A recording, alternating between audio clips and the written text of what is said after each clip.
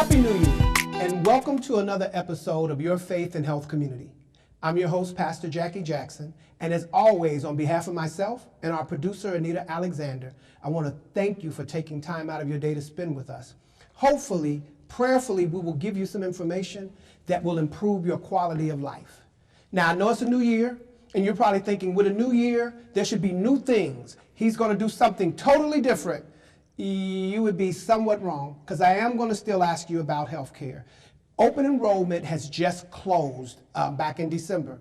I want to know, did you, if you did not have health insurance, did you go to the marketplace and get enrolled in health insurance? Listen, one medical bill big enough can send you to bankruptcy. One emergency room visit can really do damage to your bank account. So if you didn't get enrolled, I want to know why. And this is a question you need to ask you. And remember, if you have an income of $16,258 or less a year and you're single, that makes you eligible for Medicaid. Now, Medicaid has no open or closed enrollment period. You can enroll year-round. If you have a family of 4 and your income is $45,000 a year, that still makes your family eligible for Medicaid. That includes dental, vision, emergency room visits, your doctor's office, prescriptions, glasses, dental, everything that you need. So because I have a really great guest, and I want to give you a little bit of break at the beginning of the year, because I'm believing that everyone who didn't have it last year got enrolled in one or the other. We're going to jump into our guest. We have a special guest. Her name is Sandra Wright, and yes, she's my cousin. It's out of all the things she's done, listen, she's a writer. She's a producer. She's a director. She's a creator. She's an interior designer. She's an elder. But today we're here to talk about an association that she started. So, Sandra, welcome to the show. Well, thank you, Pastor Jackie. I am so honored and pleased to be here today and extremely excited about what the new year holds. Well, I'm excited too, because it seems like, you're busy. It's kind of hard to get you here. So I'm excited that we were able to get you here to talk about Greater Cincinnati African American Heart Association, this is the organization you started. Yes, absolutely. Why did you start a heart association? Well, as you know, and many people who know me know, 2 years ago, a little over 2 years now, I had a heart transplant. And so through the process of that journey, I realized through my experience that there was some things missing for our culture and the way that we do things in terms of support, networking, etc. And so as a result of my experience and seeing a need, God saw fit for me to be the one to answer that call. And so the organization is here in Cincinnati. It is. So I see the name is Greater Cincinnati African American Heart Association, but what does the organization do? We are currently in the position of offering information, awareness, and resources as they become available. And so we have monthly gatherings where we get together currently around the city in different locations, different areas, in various coffee houses. We have a annual gala, which is the Heart of Gold gala. And at that gala, we actually will present to a family or an individual who is being challenged by the challenges of heart disease. So just a lot of things that we have on par. I'm not at this point really ready and willing to share a lot of the things that we want to do and are going to do, because we're not aiming to repeat what's already been done. We want to come with something new and something fresh and something that hasn't been done. And I think also, just so that the audience is aware and understand, this isn't an organization that you started 10 years ago. This is a extremely new. How new, actually? Actually, we're just about I think we're less than 6 months. We started in August of 2019. We went public.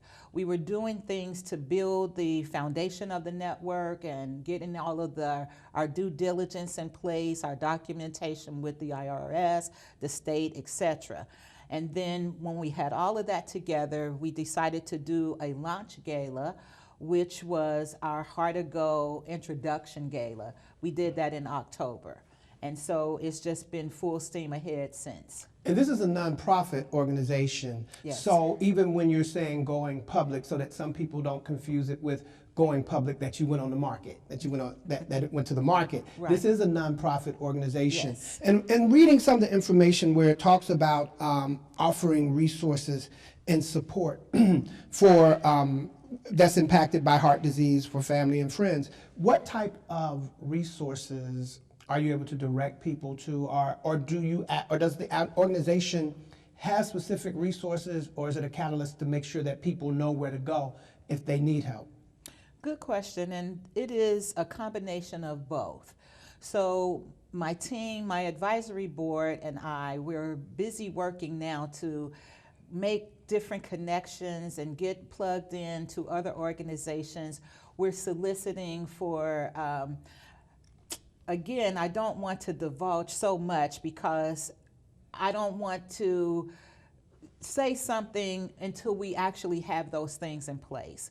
But we want to be able to, I'll put it this way, when an individual is in what they call an event or an episode, say for instance, like myself, when I was in the hospital, I was 2 hours away from here, Cincinnati. And so my husband was driving back and forth up and down the highway. With that came a huge expense that we did not foresee coming and weren't prepared for. So in the case of something like that, we are working to have resources in place where we can help to take the edge off of that for a family or an individual. And at this point, I don't really want to say much more than that, but it'll be something that can help them to kind of fill in the gap or give them a little padding with the unexpected expenses. So basically, there are a lot of things in the works. Absolutely. And so you're building these coalitions, I'm assuming, community partners, organizational partners, to help to be able to facilitate your goal. Exactly. Can we talk about, because I remember we're in Chicago, I think? And so being away from home, I'm a survivor. No, I was in Indianapolis. You was in Indianapolis, okay. I don't know where Chicago came from. Maybe I want some Giordano's pizza. No, that may be it. Remember, I was doing the play. I was going to mount my play in Chicago when all of this happened. Right, okay. I knew Chicago was in there. Yeah. And I still want some Giordano's pizza. Okay. But, I love it too. but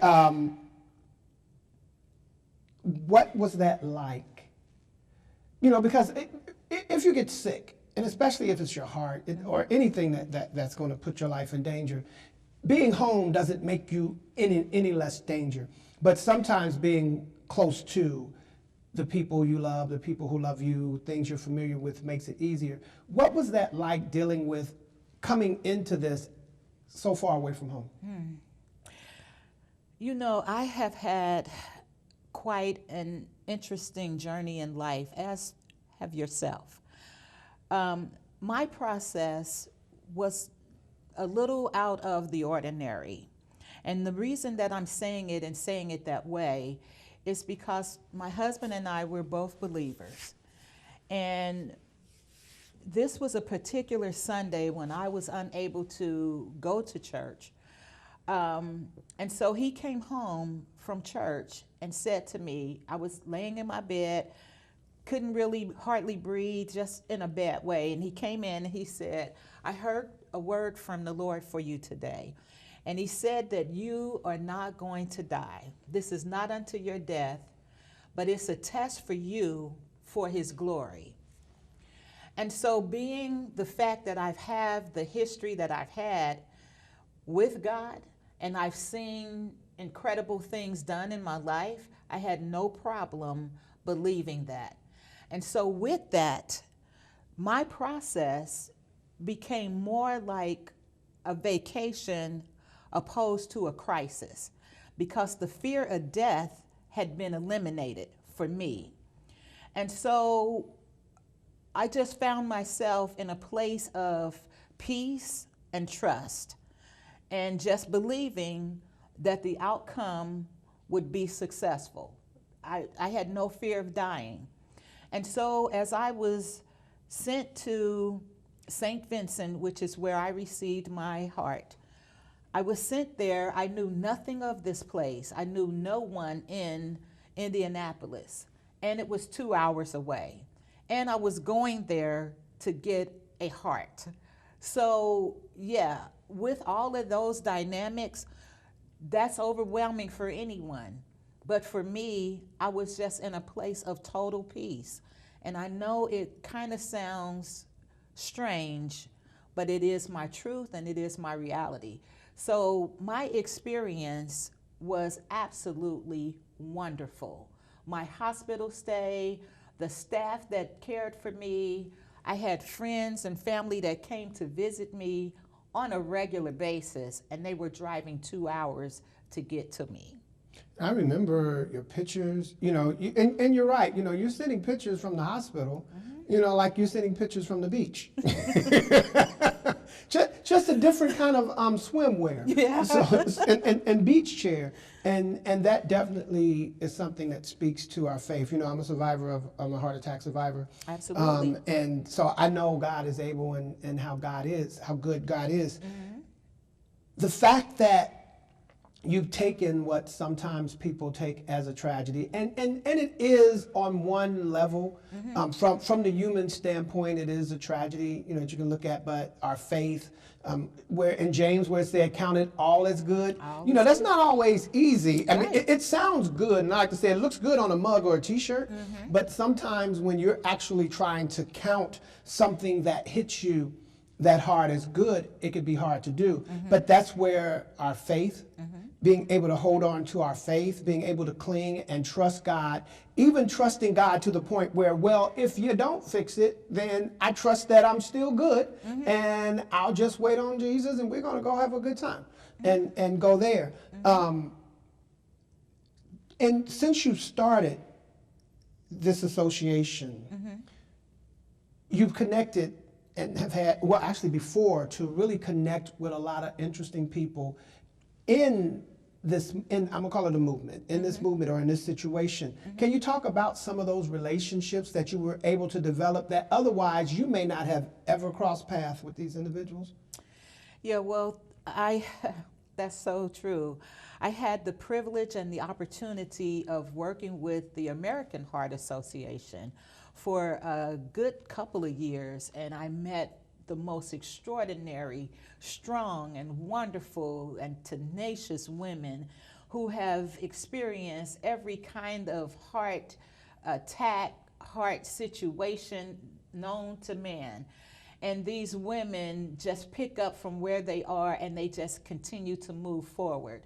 They were so inspirational to me, and I've met a lot of wonderful women and I've made contacts with them.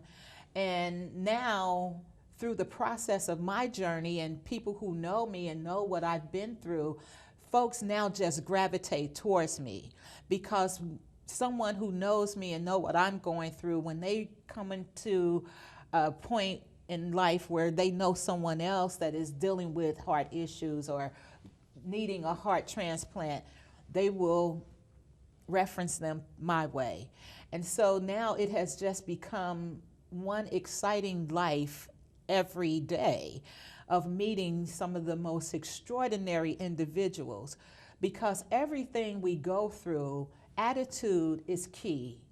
It really is. And if you can keep a positive attitude, no matter what happens to you, and look for the takeaways, the good takeaways, you'll be amazed at how much better that will make you in your life. And what's that old saying, not old saying, what people love to say, but where Satan meant for bad, that's right, God turned to good. There's a young man in here, Noah Johnson. Yes. Handsome young kid. Yes. Since you have him on the website, tell us a little bit of something about Noah. Oh, wow. Noah is just a young man so full of life and so full of zest, and just has a strength and a determination that is unbelievable. He's 12 years old now. Noah had hypo left, oh gosh, I always mess it up, but Hypoplastic left heart heart syndrome. Yes.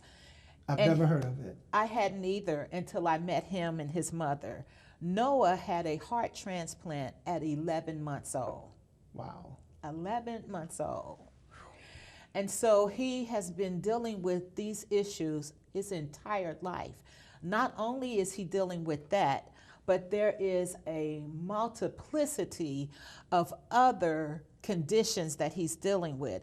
He has at least 10 different specialists in his life. And he is so joyful and so full of life. And currently, if he hasn't been released, he's in the hospital now, waiting to go through another process. But every time I see him, he's happy, he's smiling, he's never complaining. They were the family that we honored at our first Heart of Gold gala. In fact, this family was the inspiration behind that. I have never met a mother that poured out her life for her children. And she has 2 other children, but Noah, just Noah alone, is all consuming. I mean, it's almost hard for her to work. She really can't work because he is a job. He is always at some kind of appointment, whether it's some type of therapy or he's going through a procedure or something, and it's daily. And she's so challenged in so many ways, and so my heart just went out to that family. And I can't save the world, but I am certainly going to put my best effort forward in doing whatever I can, and as much as I can, and as often as I can. And that is the whole heartbeat of the Greater Cincinnati African American Heart Association. Nice way to wrap that up. Before we're done, I just kind of want to touch also on, like I mentioned, I know you're a very creative person. And I can't think of how many times we've sat around and just kind of thrown the creative energy back and forth. Mm-hmm. With the association, can we look or expect anything still from the other creative side, from the theatrical side, either around it, dealing with the association, or connected to it? Absolutely. You know the two go hand in hand. I mean, that's who I am. That's who we are. It's in our DNA. So yes, I'm on par for penning a book, a play, and a movie. And so all things happen in its time. I am just now scripting some of that material. And so over time, you'll definitely see that. But not only that, I bring that element to everything that I do. So even our events, our gala, or anything that we do within the community will always have that element of fun and creativity and connectivity. And on the point of that, I know that in talking with some, and they said they felt like that I put myself in a box with the name, including African American, and it made it seem like we're just isolated and only focused on one specific group, which is not true. We're here for all people, but we do have a special interest in those who have the highest risk and who are challenged by economic and social disparities. And so within the African American community, we know that there is a great need for them to have this education and the awareness and to be exposed to the type of help and support that we want to offer, because within that community is the highest risk factors, and the numbers speak to that. And I would say this, because no matter what anyone does, and you know, regardless of the race involved or whatever, there's always going to be someone who has something that they want to say that missed the whole point of what it's about. That's to right. go to something that has nothing to do with it. But if you want to know, if you're like, is this for me? You don't like. It's not about being. You don't only have to be African American. But if you want to know, hey, is this something I can be involved in? Would I be welcome? If you go to gcaaha.org, take a look around for yourself. Go to the website. Because if you go to the website, you will actually see that it's not just for, it's for everyone. But like I said, you're going to always run into people who are going to have something to say. When you're trying to do something good, they're going to have something. It's the way it works. And so we don't even worry about that part. True. We move forward and we keep going, because heart disease is a big issue, and we're losing people. We're losing a lot of people, young, old, babies, Yes. black, white. It doesn't matter who you are. We're losing people, and the Bible says, "My people perish for lack of knowledge." That's not just lack of knowledge of the Word of God. Right. Even understanding our physical, our health.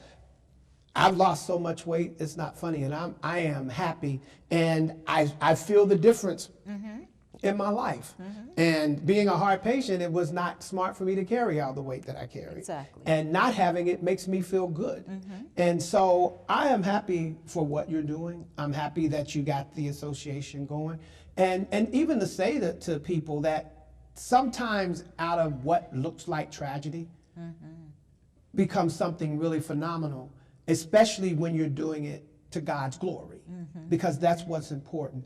And so I know, I know your cousin, so I know this is something that's your heart, literally your heart, Yes. but also it's something that's in your heart to do for God's people, because we don't have people, but for God's people. Absolutely. And I believe in praying that God is going to make the association, this heart association that you've started, really take off, really grow. 6 months now, I'm waiting to see 6 years from now, when I have to come to California, or I don't know, just to see you, because it's moving on that level. Yes. So that's my prayer for you.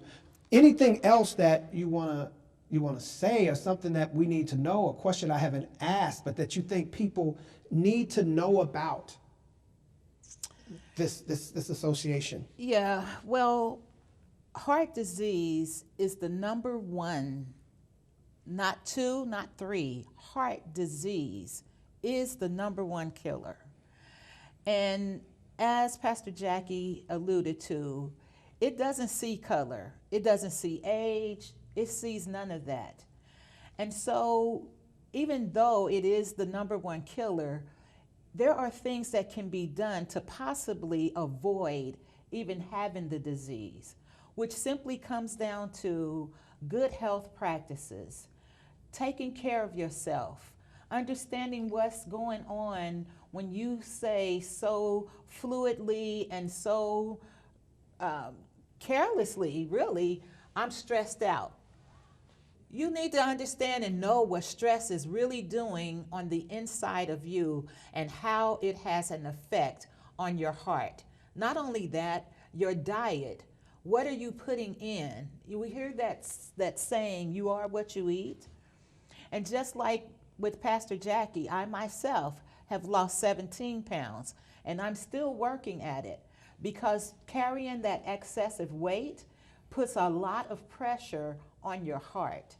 So again, join in with us. We'd love for you to go out to our site, become a subscriber with us. Certainly, we are a 501c3 nonprofit, and your donations would be tax deductible. And so we invite you and encourage you to support this organization for the great work that we are on par to do. Visit us at www.gcaaha.org and go out there. You will see our phone number. You can subscribe. Take the time to go through and look at everything that's out there. We have an awesome product line, some beautiful sweatshirts. I started to wear one today, and I almost wish I had to help me with the chill that I feel. But in any case, just know that we are here for the good of all. And you'll see that as time goes, because I'm not just a president sitting in a position for the purpose of collecting a paycheck. This is very dear to me